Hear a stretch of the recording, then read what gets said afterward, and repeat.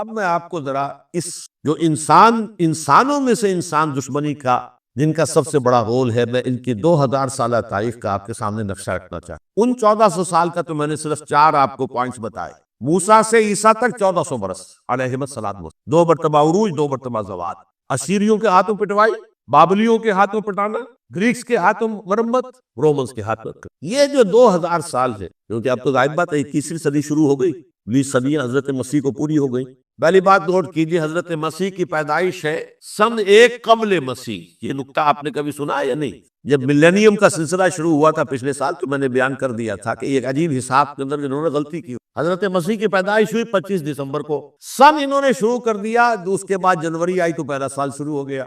اگر جنوری سے پہلا سال شروع ہوا تو یہ 6 دن جو ہے تو اس کے پچھلے سال میں تھے، لہٰذا کہا جائے گا کہ Jesus Christ was born 1 year before Christ BC۔ تو 1 قبل مسیح میں حضرت مسیح کی یہ آخری اسرائیلی نبی اور رسول۔ یہودی علماء کی مخالفت، دشمنی، سولی پر چڑھوا دینا میں بیان کرتا ہوں۔ سن 33 عیسوی میں جبکہ حضرت مسیح کی عمر 33 برس، اللہ تعالیٰ نے انہیں زندہ آسمان پر اٹھایا، لیکن یہودیوں نے اپنے خیال کے مطابق انہیں سولی پر چڑھوا دیا، ان کی موت واقع۔ اگرچہ اس کے بعد یہ اختلاف ہے ان میں، یہودی کہتے ہیں وہ سولی پر چڑھ گیا، ختم ہوا، مر گیا، عیسائی کہتے ہیں نہیں، انتقال ہوا ہے مسیح کا صلیب پر، لیکن پھر وہ دوبارہ زندہ ہو گئے۔ ان کی لاش ایک غار میں رکھ دی گئی تھی، وہاں ریزریکشن ہو گیا، ان کا باعث بادل موت وہی ہو گیا، اور پھر انہیں اللہ نے زندہ آسمان پر اٹھا۔ تو ہمارے اور عیسائیوں کے درمیان نوٹ کر لیجئے، یہ چیز مشترک ہے کہ حضرت مسیح آسمان پر زندہ اٹھائے گئے۔ فرق کیا ہے؟ وہ سمجھتے ہیں کہ سولی دیے گئے، سولی پر مرے، پھر زندہ ہوئے، پھر گئے۔ ہم سمجھتے ہیں کہ نہیں، وما صلبوہ وما قتلوہ، انہوں نے نہ سلیب دے سکے انہیں اور نہ انہیں قتل کر سکے، بل رفعہ اللہ الیہ، اللہ نے اٹھا لیا۔ پھر ہمارا اور یہ اس کا عیسائیوں کا ایک اور اتفاق ہے، سیکنڈ کمنگ آف جیسس، حضرت مسیح دوبارہ آئیں گے، یہ عیسائیوں کا بھی عقیدہ ہے اور ہمارا بھی۔ بہرحال تو جیسا کہ میں نے عرض کیا کہ اس وقت یہ عذاب استیصال، عذاب اکبر کے مستحق ہو چکے تھے، لیکن اللہ نے ان کی مدت دراز، لیکن ان پر دنیاوی عذاب کا ایک کوڑا جو ہے اللہ تعالیٰ کی طرف سے اسی وقت برسا، دنیاوی عذاب دنیا میں رہتے ہوئے ختم نہیں کیا۔ 37 برس بعد حضرت مسیح کے رفع سماوی کے 37 برس بعد سن 70 میں یہودیوں نے بغاوت کی رومیوں کے خلاف۔ رومی ٹائٹس جنرل تھا ایک، اس نے پھر جو حملہ کیا، 1,33,000 یہودی ایک دن میں قتل کیا یروشلم، اور ہیکل سلیمانی گرا دیا۔ وہ ہیکل پہلے بھی گرا تھا، پہلے 1400 سال کے دوران میں بھی نبوکدنضر نے گرایا تھا، لیکن پھر اس کے 150 سال بعد انہوں نے دوبارہ بنا لیا تھا، اس لیے وہ اسے سیکنڈ ٹیمپل کہتے ہیں۔ پہلا ٹیمپل جو حضرت سلیمان نے بنایا تھا، نبوکدنضر نے گرا دیا 587 قبل مسیح میں، پھر دوبارہ انہوں نے 150 سال کے بعد بنا لیا۔ وہ اس تاریخ کا حصہ ہے میں نے جس کے بارے میں آپ کو تفصیل نہیں بتائی۔ اس میں یہ ہوا سن 70 میں وہ گرا دیا گیا، وہ آج تک گرا پڑا ہوا ہے۔ نمبر 2، یہ کہہ دیا گیا کہ یہودیوں اس ارض فلسطین سے نکل جاؤ، تم یہاں نہیں رہ سکتے ہو، لہٰذا جس کا جہاں سینگ سمایا چلا، یورپ میں چلے گئے، ایشیا میں آ گئے، عرب میں آ گئے، یہ 3 قبیلے جو رات بھی میں نے عرض کیا تھا، بنو قینقاع، بنو نذیر اور بنو قریظہ، یہ وہاں سے آ کے مدینے میں آباد ہو گئے، جس کا جہاں سینگ سمایا، افریقہ میں، ہندوستان میں، جہاں ڈایاسپورا اسے کہتے ہیں، وہ آپ نوٹ کر لی، ڈایاسپورا ہمارا دور انتشار، جبکہ ہمیں ہماری اصل سرزمین تو فلسطین ہے، حضرت ابراہیم کا مسکن، حضرت اسحاق، حضرت یعقوب کا مسکن فلسطین، یہ ہے ہماری اصل جاگیر، یہ تو ہماری جدی پشتی جاگیر ہے، لیکن یہاں سے نکال دیے گئے سن 70 عیسوی میں، اور وہاں سے لے کے 1917 تک ان کا ڈایاسپورا جاری رہا، یہ دور انتشار۔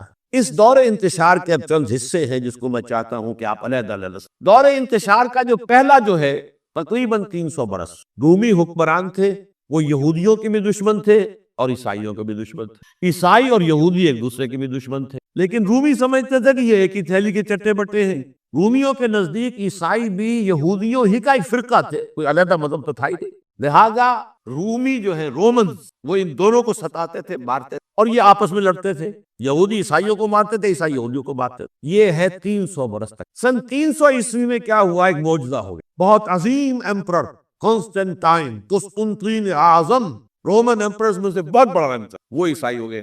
اب تو معاملہ بالکل تلپٹ ہو گیا، پوری سلطنت عیسائی ہو گئی، اب عیسائیوں کے عیش ہو گئی اور یہودیوں پہ مار پڑنی۔ اب عیسائیوں کا آپ خود سوچئے کہ جنہیں وہ خدا بنا بیٹھے ہیں، خدا کا بیٹا قرار دے رہے ہیں، ان کے قاتل کون؟ یہودی، بدماش، لہذا ان کی وہ پٹائی شروع ہوئی ہے یورپ میں، پوری رومن امپائر ہوئے، انہیں ذلیل کیا گیا۔ شہروں میں آمد بند، علیحدہ رہو، گھیٹوز کے اندر رہو۔ یہودی کا نام جو ہے وہ گالی بن گیا، جیسے آج بھی یہودی گالی کہتے ہیں، جیسے خنزیر کا لفظ آتا ہے، وہ بھی اللہ کی مخلوق ہے، لیکن آپ کو معلوم ہے کوئی شخص زبان پہ نام نہیں لانا چاہتا خنزیر کا، سور کا، ہے تو مخلوق وہ بھی ایک حیوان ہے۔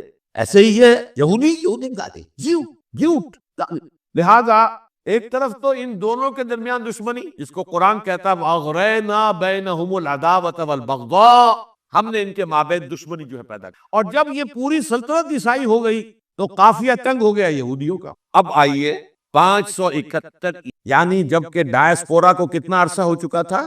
500 برس۔ سن 70 سے شروع ہوا ڈائسپورا، جب ٹائٹس نے گرایا ہے ہیکل کو اور نکال باہر کیا انہیں فلسطین سے، بھاگ جاؤ یہاں ایک یہودی بھی نہیں رہے گا، فلسطین سے نکال دیا۔ اس کے پورے 500 برس بعد سن 571 عیسوی میں حضور کی پیدائش ہوئی، ولادت با سعادت محمد الرسول اللہ صلی اللہ علیہ وسلم۔ 610 میں آپ پر وحی کا آغاز ہوا، لیکن حضور کے ساتھ ان کا معاملہ کیا رہا؟ اول تو جبکہ حضور ابھی مکے ہی میں تھے، یہودیوں نے ریشہ دوانیاں شروع کر دی حضور کے خلاف۔ قریش مکہ کو سکھاتے تھے، پڑھاتے تھے، ان سے یہ پوچھو، ان سے یہ پوچھو، یہ اس طرح تنگ کرو، ان سے یہ امتحان لو، یہ آپ کے علم میں ہے۔ سورہ بنی اسرائیل میں، سورہ کہف میں وہ سوالات، جو امتحانی سوالات آئے تھے، ذوالقرنین کون تھا، اصحاب کہف کون تھے، تم رسول بنے پھرتے ہو تو بتاؤ، اور یہ روح کی حقیقت کیا بتاؤ، یہ ساری ریشہ دوانیاں کر رہے تھے بیٹھے ہوئے ابھی وہیں پر، حضور ابھی پہنچے بھی نہیں۔ ہجرت فرما کر حضور تشریف لے آئے تو حضور نے، اسے ماسٹر اسٹروک کہا جائے گا، یعنی اسٹیٹسمین شپ کا ماسٹر اسٹروک، آپ نے مدینے میں آتے یہودیوں کے ساتھ پیکٹ کر جوائنٹ ڈیفنس پیکٹ آف مکہ، کہ اگر مکے والے ہم پر حملہ کریں گے تو ہم مل جل کر ایک قوم کی حیثیت سے مقابلہ کریں۔ یہ میثاق مدینہ کہلاتا ہے، جس کے بہت غلط معنی پہنائے جا رہے ہیں آج کل۔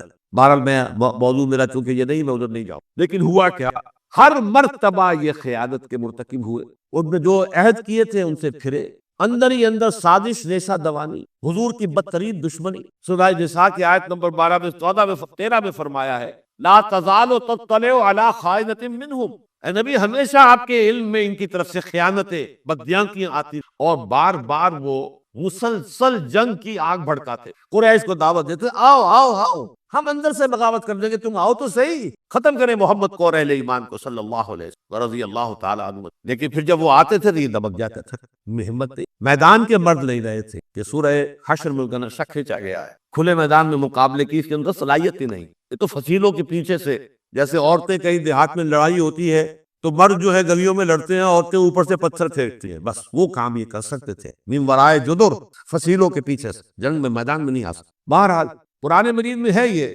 سورہ مائدہ کی آیت نمبر 64، کلما اوقدوا نارا للحرب اطفاها اللہ، اکثر و بیشتر مواقع پر تو یہ جب آگ بھڑکاتے تھے جنگ کی، اللہ اسے بجھا دیتا تھا، لیکن بہرحال اس کے باوجود جنگیں ہوئی، غزوہ بدر، غزوہ احد ہوئی، کہ یہ ساری اس اصل شرارت ہوئی، اور اس کے نتیجے میں حضور نے پھر ایک ایک کر کے 3 قبیلوں کو سزا دی۔ غزوہ بدر کے فوراً بعد بنو قینقاع نکالے گئے، غزوہ احد کے فوراً بعد بنو نذیر نکالے گئے، اور غزوہ احزاب کے بعد بنو قریظہ نکال دیے۔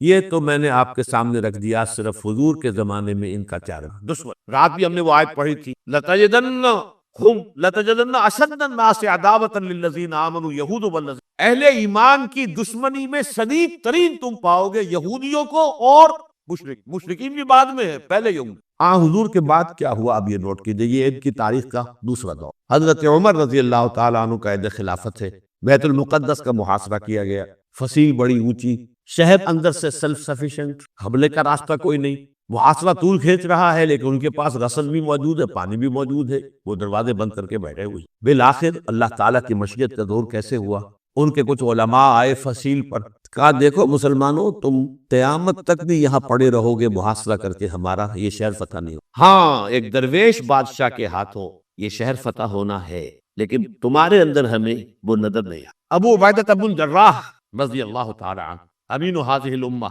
ان کا فوراً ذہن گیا وہ درویش بادشاہ مدینے میں بیٹھا ہوا ہے، عمر رضی اللہ تعالی۔ اب ایک اور عمر بھی ہے جو قندھار میں بیٹھا ہے، نقشہ وہی ہے، سادگی کی حد تک نقشہ وہی، بالکل وہی، اپنی آنکھوں سے دیکھا وہی۔ عمر اول، عمر ثانی تھے عمر بن عبد العزیز۔ اب ایک اللہ کے فضل سے اللہ تعالیٰ ایدہ اللہ بنصرتہ، اللہ تعالیٰ ان کی نصرت فرمائے، دشمنوں کو ان کے مقابلے میں نیست و نابود کرے۔ انہوں نے ریکویسٹ بھیج دی کہ حضور تشریف لائیے، یہ شہر فتح ہو جائے۔ وہ ہے سفر تاریخی، اتنا طویل سفر، تقریباً 700 میل، ایک اونٹ، ایک خادم، ایک منزل پہ امیر المومنین اوپر بیٹھے، خادم آگے چل رہا ہے، اگلی منزل پہ خادم اوپر بیٹھا ہے، امیر المومنین آگے جا، اور جب پہنچے ہیں تو وہ باری تھی خادم کی، انہیں ہاتھ جوڑ دیا، حضور خدا کے لیے تم کیا کہیں گے لوگ، وہ میرا برا حال کر دیں گے، تمہیں شرم نہیں آئی؟ امیر المومنین پیدل آگے چل گئے، نکیل پکڑ کر، اور تم بیٹھے ہو اوپر براجمان ہو۔ حضرت عمر فرمایا دوڑو دوڑو، نہیں باری تو باری بیٹھ، اس حال میں۔ اور پھر یہ کہ ابو عبیدہ بن الجراح آئے ہیں، استقبال کیا ہے تو دیکھا ہے اس حال میں چلے آ رہے ہیں، عمر نکیل پکڑے ہوئے چلے آ رہے ہیں، اور کہتے ہیں کہ کہیں کیچڑ ویچڑ تھا، جوتے خراب ہو گئے تھے، وہ بھی اتار کے ہاتھ میں پکڑے ہوئے، کپڑے تو تھے ہی پھٹے ہوئے۔ انہوں نے کہا تھی حضرت ابو عبیدہ نے، دیکھیے یہ بڑا متمدن ملک ہے، بڑا مہذب علاقہ ہے، یہ آپ ذرا حلیہ اپنا دوست فرما لے، تب جا کے پیش ہم آپ کو کریں گے۔ آپ نے فرمایا نحن قوم اعزنا اللہ بالاسلام، ہم وہ قوم ہے جنہیں اللہ نے عزت دی ہے اسلام کے ذریعے سے، کپڑوں کے ذریعے سے نہیں، دولت کے ذریعے سے۔ اسی حال میں گئے ہیں، اوپر سے انہوں نے کھڑے ہو کر نشانیاں دیکھی، اپنی کتابیں کھولی، ہاں یہ وہی ہے، اچھا لو جی سرنڈر، شہر تمہارے ہاتھ، خون کا ایک قطرہ نہیں بہا اور بیت المقدس فتح ہو۔ لیکن اس وقت حضرت عمر نے ایک نرمی یہ کی کہ یہودیوں کے لیے بھی اسے اوپن سٹی قرار دے، یہ احسان عظیم حضرت عمر کا۔ اس سے پہلے یہودی آ ہی نہیں سکتا تھا، داخل ہی نہیں ہو سکتا تھا، وہاں وہ آ کر وزٹ نہیں کر سکتا تھا، زیارت نہیں کر سکتا تھا اپنے مقدس مقامات کی۔ حضرت عمر نے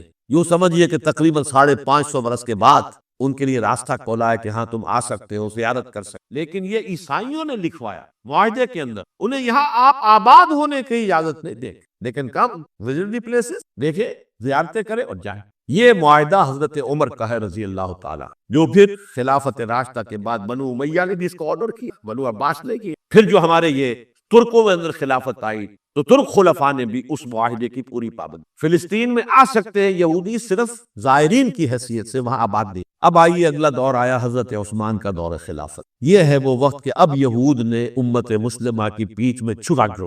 وہ کیسے؟ ایک یہودی عبداللہ ابن سبا اسلام کا لبادہ اوڑھ کر آ گیا، معاشرے کا جائزہ لے لیا، ان میں بنو ہاشم اور بنو امیہ میں جو پرانی کشاکش تھی اس کے کچھ نہ کچھ جراثیم باقی ہیں، اگر ان کو ذرا بھڑکا دے تو مسلمانوں میں انتشار پیدا ہو۔ کہا یہ عثمان کون ہے؟ یہ تو بنو امیہ میں سے ہے، یہ حق تو بنو ہاشم کا ہے، خلافت ان کے پاس ہونی چاہیے، محمد کے تو رشتہ دار وہ ہے صلی اللہ علیہ وسلم۔ عوام الناس کے اندر بات پھیلنی شروع ہوئی، پھر ایک بڑی سازش کے انداز میں حضرت عثمان کے خلاف پروپیگنڈا، حضرت عثمان کے جو عاملین تھے، گورنر تھے، ان کے خلاف پروپیگنڈا، اور ایسی ہوشیاری کرتے کہ کوفے میں کوفے کے حاکم کے خلاف کچھ نہیں کہنا، اجی مصر میں یہ ہو رہا ہے، اجی شام میں یہ ہو رہا ہے، اجی یہ جو عثمان ہے وہ یہ کر رہا ہے، یہ ظلم ہو رہا ہے، یہ لوٹ مار ہو رہی ہے، یہ خیانتیں ہو رہی ہے۔ اب نہ تو اس زمانے میں مینز آف کمیونیکیشن، کیسے تصدیق کریں؟ افواہیں تو آپ آج کراچی کے اندر شروع ہو جائے تو پتہ نہیں چل سکتا کسی کو کہ کیا اس میں صداقت ہے کیا جھوٹ، اور بری بات جو ہے فطرت انسانی کی کمزوری ہے، وہ فوراً قبول کرتا ہے، کسی کے بارے میں اچھی بات ماننے کو تیار نہیں ہوتا، لیکن بری بات تو فوراً تیار۔ بہرحال یہ فتنہ انہوں نے اٹھایا، حضرت علی کی الوہیت کا فتنہ اٹھایا، حضرت عثمان کے خلاف الفتنۃ الکبریٰ برپا کیا، حضرت عثمان شہید ہوئے۔ اس کے بعد 5 برس تک مسلمان ایک دوسرے کی گردنیں کاٹتے، باہمی خانہ جنگی، امت کو وہ زخم لگایا ہے جو آج تک جس سے خون رس رہا ہے۔ یہ شیعان عثمان اور شیعان علی تھے، جو بعد میں پھر سنی اور شیعہ ہو، اور آج تک ہی۔ فتنہ کس نے جگایا؟ ایک عبداللہ ابن سبا اور اس کے کارندے، شیطان کا ایجنٹ، اور انسانوں میں سے بھی اس کے جو بھی حواریین تھے، اور شیطانوں کے اندر سے جو انہوں نے بھی اس آگ کو بڑھتا ہے۔ یہ آپ سوچ لیجئے کہ یہ کس نے وہ زخم لگایا؟ یہود۔ اگلا دور آیا، خلافت راشدہ ختم ہوئی، بنو امیہ کا بھی دور کافی گزر گیا۔ طارق ابن زیاد 712 عیسوی میں حملہ کرتے ہیں۔ اسپین اس وقت عیسائیت کا بہت بڑا گڑھ، بڑے کٹر ترین عیسائی تھے وہ اسپین میں، لہذا یہودیوں کی وہاں بہت پٹائی ہوتی تھی، بہت پٹائی ہوتی ہے، میں بتا چکا ہوں، دشمنی تھی چلی آ رہی تھی عیسائیوں کے ہاتھوں یہودیوں کی، وہ تو سن 300 عیسوی سے ایمپرر کانسٹنٹائن کے بعد سے شروع ہو گئی۔ اس حوالے سے یہودیوں نے اس وقت چالاکی یہ برتی، کچھ راستے واسطے بتائے، کچھ مدد کی طارق ابن زیاد کی۔ طارق ابن زیاد نے انہیں اپنا محسن سمجھا، ہسپانیہ فتح ہو گیا تو یہودی چونکہ محسنین کی فہرست میں آ چکے تھے، انہیں بہت اقتدار نصیب، بڑی سپورٹ مسلمانوں، ان کے بڑے بڑے علماء ہیں اسی دور کے اندر پیدا ہوئے، بڑے بڑے تھنکرز ان کے اسی دور میں پیدا ہوئے۔ بن گوریون جو کہ ایک وزیر اعظم تھا اسرائیل کا، اس نے یہ لکھا اپنی کتاب میں، Muslim Spain was the golden era of our diaspora, وہ ڈائسپورا جو 70 عیسوی سے شروع ہوا تھا اور 1917 عیسوی تک جاری رہا ہے، اس میں سے گولڈن ایرا ہمارا جو تھا وہ مسلم تھا، ہسپانیہ میں بیٹھ کر ہم، لیکن وہاں سے انہوں نے اور جو کچھ کیا، یہ تو داستان کے بہت سے گوشے ہیں، لیکن میں جس اسٹریٹ لائن میں چل رہا ہوں اس کے اعتبار سے ایک بات سمجھ لی، وہاں بیٹھ کر انہوں نے اب عیسائیت کے پیٹھ میں چھڑا گو پروٹیسٹنٹ مذہب پیدا کیا، تقسیم کر دی، جیسے شیعہ سنی کی تقسیم عبداللہ ابن سبا، رومن کیتھولک اور پروٹیسٹنٹ کی تقسیم، یہودی علماء. ہوتا کیا تھا؟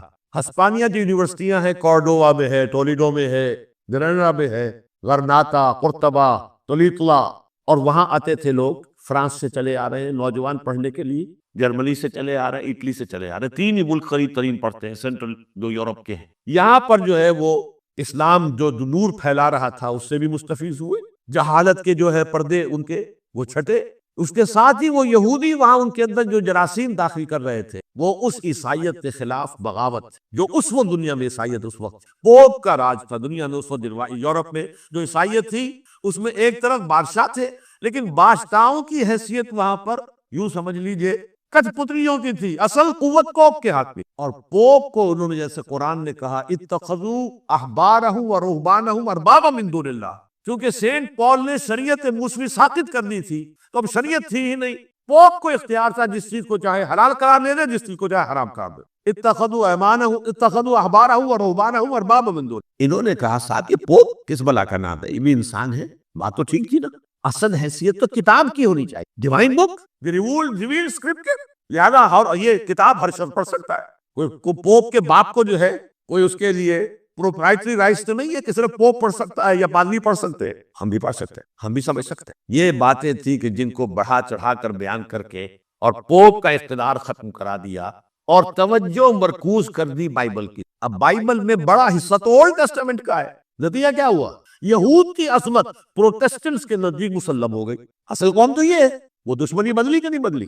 موسیٰ کے امتی یہ ہے، تورات موسیٰ کو نہیں گئی، ابراہیم کی نسل یہ ہے. لہذا وہ جو دشمنی تھی، جو عداوت تھی کہ ہمارے خدا کو سولی چڑھانے والے ہیں یہ بدماش، اس کا ازالہ ہوا اس پروٹیسٹنٹ مذہب کے نتیجے میں.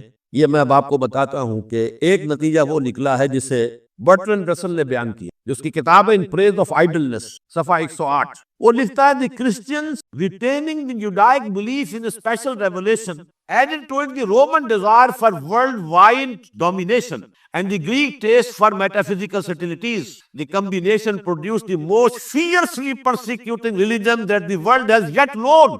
یہ تین چیزیں آ کر عیسائیت میں مل گئی.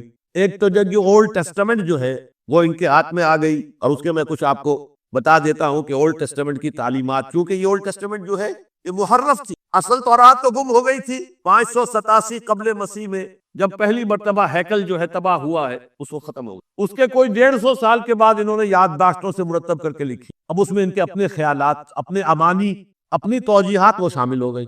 لہذا میں آپ کو حوالے دیتا ہوں اس کتاب کے اندر مظالم کی جو تعلیم دی گئی ہے. اہل کتاب نے اپنے مظالم قتل عام کے جواز کے لیے تورات میں تبدیلیاں کی اور پیغمبروں پر دہشت ناکی اور بدترین حرام کاری کے الزامات لگائے. سنیے، پہلا حوالہ ہے یہ گنتی باب 31 آیات 17-18. اس لیے ان بچوں میں جتنے لڑکے ہیں سب کو مار ڈالو، اور جتنی عورتیں مرد کا منہ دیکھ چکی ہیں ان کو بھی قتل کر ڈالو، لیکن ان لڑکیوں کو جو مرد سے واقف نہیں اور اچھوتی ہیں اپنے لیے زندہ رکھو. یہ کسی اللہ کی کتاب کا یہ جملہ ہو سکتا ہے؟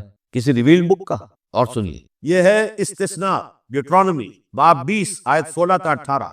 پر ان قوموں کے شہروں میں جن کو خداوند تیرا خدا میراث کے طور پر تجھ کو دیتا ہے، کسی ذی نفس کو جیتا نہ بچا رکھنا، جیسا خداوند تیرے خدا نے تجھ کو حکم دیا بالکل نیست کر دے، مرد، عورتیں، بچے، بوڑھے، سب. یہ کتاب مقدس ہے. اور سنیے، سیموئیل باب 27 آیت نمبر 9. اور داؤد نے اس سرزمین کو تباہ کر ڈالا اور عورت مرد کسی کو جیتا نہ چھوڑا. نمبر 4، ان سب آباد شہروں کو ماں، عورتوں اور بچوں کے بالکل نابود کر ڈالا. کتاب استثناء باب 3 آیت. یہ ہے جو کہہ رہا ہے برٹرینڈ رسل.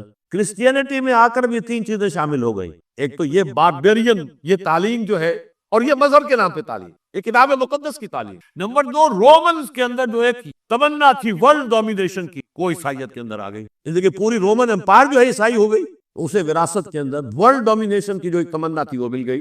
اور پھر یہ کہ انہوں نے جو توہمات تھے یونانیوں کے ان کو بھی اپنے ہاں مختلف شکلوں کے اندر جمع کر لیا.